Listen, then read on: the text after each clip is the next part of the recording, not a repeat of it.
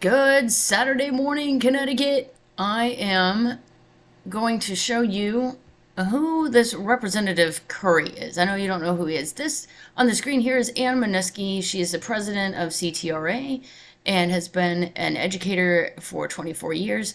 This is part of her testimony that was in the Education Committee. I'm going to start it at 1 minute 32 seconds. And I want you to listen to what happens with Representative Currey. He, again, I believe he's the chair of the Education Committee. There was no mention of changing Common Core, CRT, social emotional learning, or the comprehensive sexuality education, all of which exist in some form or another under the State Department of Education promotions and state statutes and Department of Ed policies. The Healthy and Balanced Living Framework, which was exposed for its gender push during the gubernatorial election, would be brought into new light and revised. None of this was in the recommendation.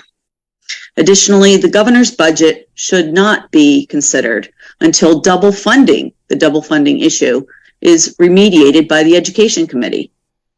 I will continue to be hopeful that parents who see what is actually being done to their children in the schools will continue to withdraw their children for private, parochial, and homeschooling due to the dismal state of education.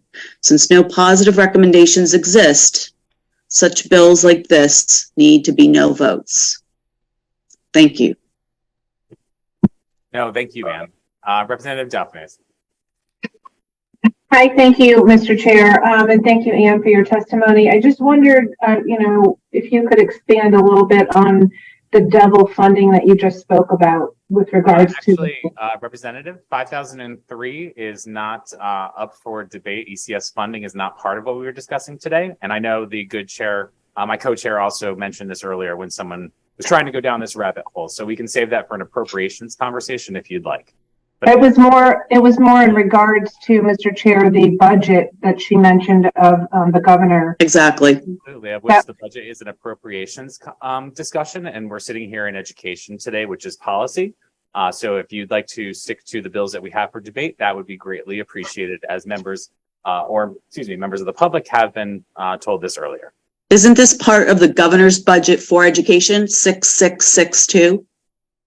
For clarity, Chairman? Recommendations from the governor for the education. This is not that time for this discussion. So when would that be? When is the appropriations? Appropriations Committee has put their schedule out and for when they will be meeting. Tomorrow evening it will be a elementary and secondary education subcommittee public hearing. So you are more than welcome to attend then and have that robust discussion. Thank you so much, Chairman. Mr. Chair. Do you have other questions? Yes, thank you, Mr. Chair. If I may, she did talk about the implementation of the governor's budget, and you did, Ann, refer to the SEL and CRT and some of those concerns you had. Could you expand on that a little bit with regard to the governor's budget and the implementation of those ideals? Sure. As far as so I have been my oldest son is 24 years old.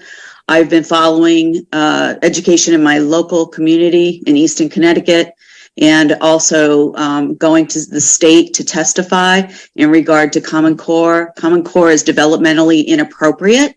Many children who are seen as not being able to read really are receiving materials that are beyond their developmental stage. And this is abuse. This is actually child abuse in the classroom. Critical race theory, it's a Hegelian dialectic. We are all loving people. We've given you a bit of flexibility when it comes to what you're discussing. That's not necessarily part of the proposals the governor has made in the bill before us today. So if you'd like to use your remaining time focused on what he has proposed, that would be greatly appreciated. Thank you so much. You're welcome. But in regard to this, what my comments are in regard to that the state Secretary of Education did not have any changes in her recommendations. Correct. And these are recommendations that have been brought to the Education Committee for the last 10 years, and the Education Committee has done nothing. So I want to bring that light. Your opinion is heard. Representative Duffney, do you have any questions for Ms. Moniski? Thank you, Mr. Chair. Yes. Thank. All right. Okay. Next up, Louis. So I wanted you to see that, and I'm going to switch the screen over here. You can see that Representative Currey, you could see him squirming in his chair a little bit and kind of blinking his eyeballs like a frog in a hailstorm. So I looked up a little more on him because I hadn't honestly known much. So you can see him here in Madison. He's attending the drag queen bingo. Looks pretty happy about that. This is not a man who cares about CRT or SEL or DEI. And you could see in Ann's testimony there that he was intent on just moving on and not discussing any of that. So this is Christine Cohen's post, but she has tagged Representative Currey in there. And there was one other post that I wanted to get to. I believe that's on his page. Just to show you what kind of people you're dealing with in Hartford. HB 5003. Oh, here he is. Okay. Connect. That is a non-profit, I believe, and somewhere in my digging I've come across that before.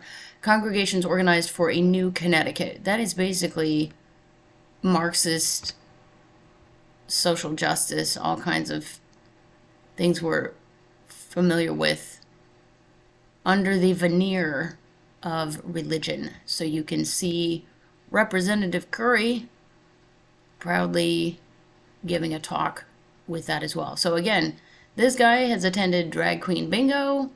He's not interested in hearing about how damaging his ideas are.